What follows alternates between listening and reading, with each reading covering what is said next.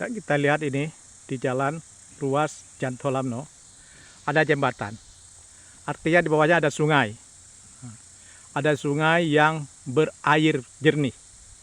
Itu bisa menjadi sumber air untuk kebutuhan pertanian, perkebunan, atau peternakan di ruas Jantolamno itu. Ada 2 jembatan di sini. Dan ini sebuah lokasi area yang baru dibersihkan, sudah ditebang dan di sana ada sabana, ada stepa yang bisa jadikan tempat peternakan. Ini hutan-hutan ini mau ditebang, lalu dibiarkan dipagar. Mau ditanam apa ini? Kayu-kayunya dibiarkan begitu. Kemungkinan kayu-kayu yang besar sudah diambil, tinggal kayu-kayu yang kecil. Dan itu banyak kayu-kayu, ada kayu besar, ada kayu kecil. Kayu-kayu yang kecil itu, ranting-ranting yang kecil itu akan dibuang. Seperti ini dibuang.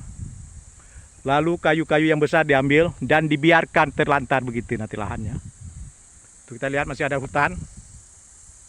Hutan yang rimbun. Ini ada hutan. Kayu-kayu yang besar itu diambil. Nanti kayu-kayu yang kecil ranting-rantingnya dibuang. Yang kecil, yang diameter besar diambil untuk kayu, dibelah, dijual. Dan itu ada seperti suara alat berat. Apakah sedang mengambil kayu, apakah sedang potong kayu, ada suara itu kita tidak tahu apa yang sedang terjadi. Di balik hutan itu ada suara dari arah selatan, ada suara mesin. Kita tidak tahu apa suara mesin mobil, suara alat berat, atau suara mesin sinsau.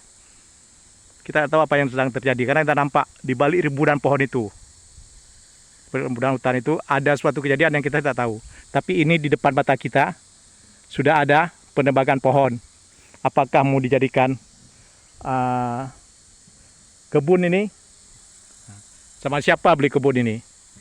Tinggal pagar, lalu nyatakan sebagai kebun sendiri.